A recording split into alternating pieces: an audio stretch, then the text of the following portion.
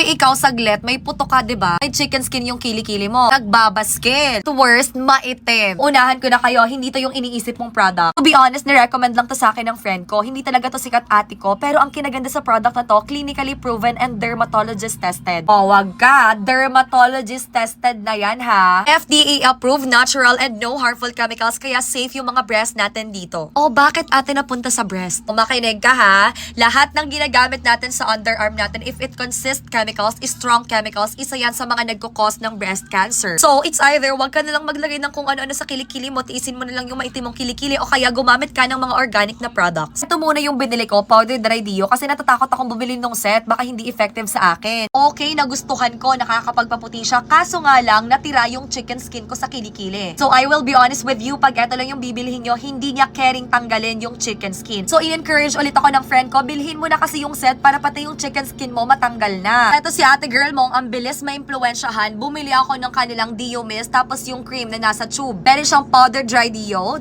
Mist, tsaka whitening cream. Naka-box naman to pag bibilhin nyo, tapos nandoon na rin yung instructions kung paano siya gagamitin. Product of Japan pala to, so hindi na para explain yan sa inyo. Alam nyo na yan in terms of formulation, ingredients, production, ate ko, quality talaga. I highly suggest mag-powder dry Dio muna kayo para at least makita nyo talaga totoo yung sinasabi ko. Wag muna kayong mag-set. Umabot na rin pala ng 1.5 million views yung video ko nito. If you want to watch it, go to my profile. Ando doon yung nakapin.